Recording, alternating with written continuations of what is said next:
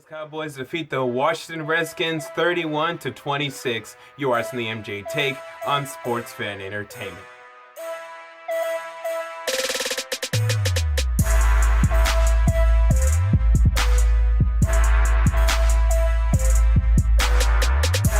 Welcome to the MJ Take on Sports Fan Entertainment. Dallas Cowboys defeat the Washington Redskins 31-26 on Thanksgiving Day. We continue my wall-to-wall coverage of all of these Thanksgiving games, and this is the second game in which the Cowboys, they handled the Washington Redskins today. I don't care that they only won by 5 points. This game was absolutely handled by the Dallas Cowboys. I never got any inkling or any feeling whatsoever that the Cowboys were going to lose this game. They were in control, and they were doing just enough to win comfortably. You know, they weren't going to go out and win by 3 or 4 touchdowns or anything like that, but you never really got the sense, or at least I did, you never really got the sense that the Cowboys were in any danger of losing this game. I thought they were even toying with the Redskins a little bit, only putting their foot on the gas when the Redskins would put their foot on the gas. I thought the Cowboys could have won by more today. But whatever. When you look at this Cowboys team, they've won 10 straight games and they're playing great football. Offensively, today wasn't the most prolific day. Okay, Dak Prescott only threw for 194, 95 yards, something like that. But they ran the ball very effective. If you look at Ezekiel Elliott's stat line, you may not be too impressed, but man, this guy was just getting consistent production in the run game, dominating time of possession, he and this entire offense, and just getting consistent runs and just gashing this Washington Redskins team, especially also Dak Prescott in the run game. And I don't know what the Redskins were doing defensively, why they refused to have a linebacker in the middle of the field saying, you need to follow Dak Prescott. You need to limit this guy's legs. I don't know why more teams don't notice this and say, hey, wait a minute, this guy is good. We need to have a quarterback spy whenever possible. We need to dedicate 2 linebackers. In fact, and we can do that because we run a 3-4 defense. We need to dedicate Sua Cravens and Tom Compton saying, yo, Tom Compton, wherever Ezekiel Elliott goes, you go. And then Sua Cravens, wherever Dak Prescott goes, you go. Because it's going to require, to beat this Cowboys team, to limit what they can do offensively, it's going to require you to have 2 linebackers that can just shadow these guys wherever they go. And then you're going to need just okay cornerbacks to cover the other guys. Because Cole Beasley, he's okay. But he's not going to kill you. Unless you're the San Francisco 49ers. If you're the 49ers, oh yeah, he'll kill you. But if you're a decent team with decent cornerbacks like the Redskins have, these wide receivers for the Cowboys, they're not going to kill you. Des Bryant, he's good. But let's face it, Des Bryant is not having the type of season a lot of y'all expected him to. Even I expected him to. He's not a top 5 receiver anymore. He's still pretty good, but he's not going to get maybe 1,200, 1,300 yards this season. He's still pretty good, but he's not that dynamic. I think he's lost a step, just a tiny step, but a step, right? So I'm not really worried about Des Bryant just killing us today. Let's limit their wide receivers, and let's definitely limit this quarterback and their running back in the run game. We need to spy these guys. We need to watch these guys, and inexplicably, you would see Jason Witten wide open on a crossing route,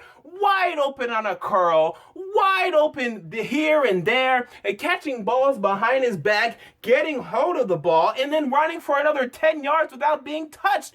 Where were these Redskins linebackers today? I don't know. Did you see them? I didn't see them. These Redskins, no one knows where they were, and their safeties are terrible. Will Blackman is not a true safety in this league, not a good safety in this league. I know that for sure. They also have Dante Whitner, who was on his 3rd team in the last 4 years. He can't find a place to sit down and play. And when he comes and he plays, he doesn't play well at all. This guy's been awful. Ever since he went to Cleveland, he's been terrible. And he comes here to Washington, he doesn't do anything. The Redskins safeties are awful. Their linebackers are terrible. Inside linebackers. Outside, Ryan Kerrigan had a sack today and he's having a good good season. But Preston Smith, I expected much more from Preston Smith. He had 8.5 sacks last year. His rookie season, I said this guy's going to get over 10 sacks. He hasn't had a good season at all. This Redskins defense isn't good. And Josh Norman, I saw some people tweeting, and people love to have Twitter commentary, especially during Thanksgiving or something like this,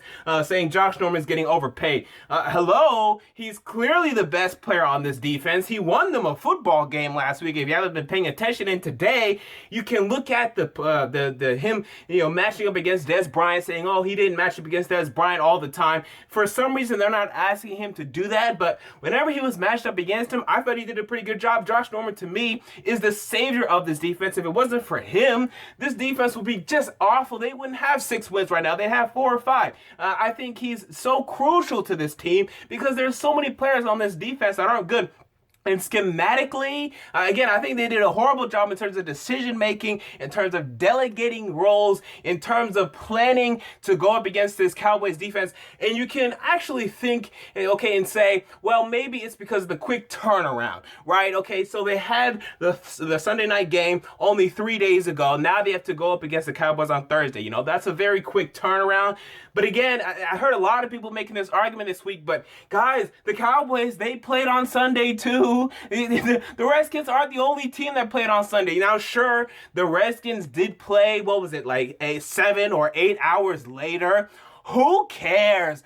They still have the same turnaround. And the Redskins, I don't think they were prepared schematically to beat this Cowboys team. They definitely were prepared mentally. And ultimately, physically, they weren't there. And they lost the game. And you look at this Cowboys team, though. Defensively, man, there are issues. And they're missing Morris Claiborne.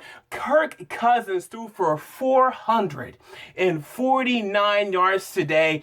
That is very, very, very scary. Okay, big time.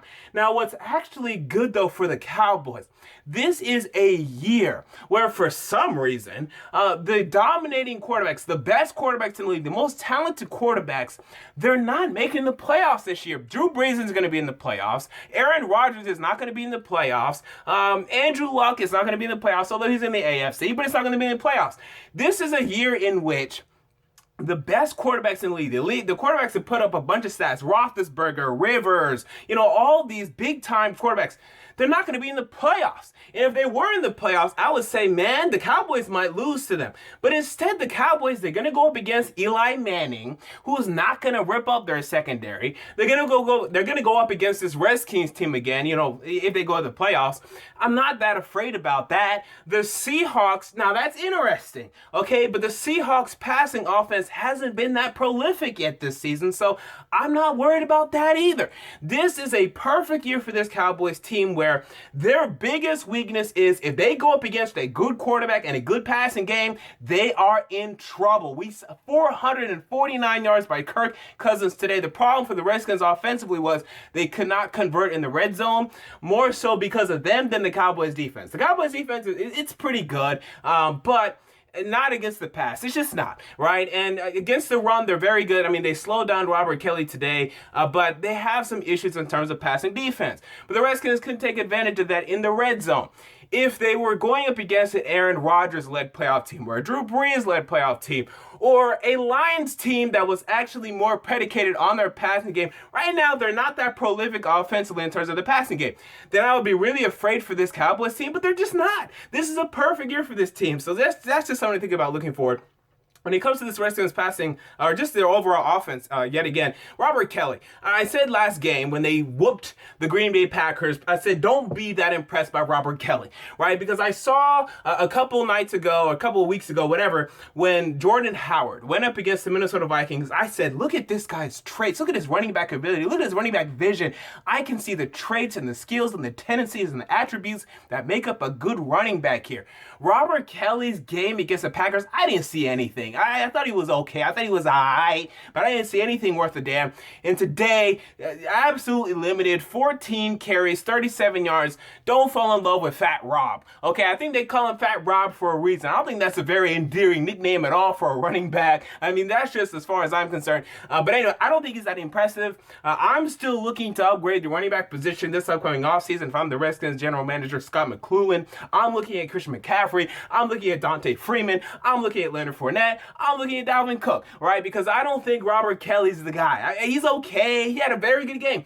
But I need to see more, and today I wasn't impressed at all. You saw Jordan Reed have a huge game today. Nice to see him back and healthy. This Redskins passing offense, they can get the job done.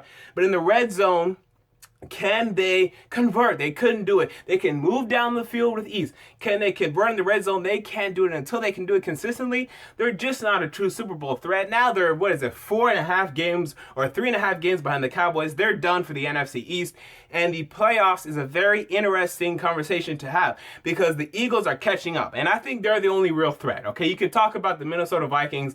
They're not a threat to me. They're either going to win their division or they're not. Okay, so to me, it's between the Eagles and the Redskins for that final wild card spot in the NFC. And this Eagles team, they have a pretty decent schedule coming up. This Redskins team, so it's going to get very tight. I don't know who's going to win right now. I projected, I went to NFLPlayoffPredictor.com and I put in wins and losses that are just so slight. And I had the Redskins ahead, but man, it was ever so slightly. And one game going this way or one game going that way, and the Eagles will make the playoffs. So it's going to be very close between the Redskins and the Eagles to me, but to me, that's the conversation. I don't think that the Vikings have a chance. Honestly, I don't think they have a shot in hell. I really don't. So I think it's just between the Redskins and the Eagles. But when it comes back to the Cowboys, man, they're 10-1.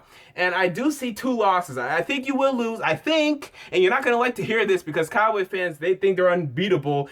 So did Panther fans last season. Remember you of that, okay? Because Panther fans would have told anybody and everybody, we're going to win the Super Bowl. We're going to win next year's Super Bowl. We're going to build a dynasty, this and that and whatever. And now they stink, okay? So remember to be humble. I tried to warn Panther fans last year. When it comes to this Cowboys team, I say they definitely lose week 17 against the Eagles because I don't project the Cowboys caring about that game at all. And then when it comes to at the Giants, I believe so. The Giants have been very good at home, and I think they're going to limit the Cowboys and sweep them, surprisingly.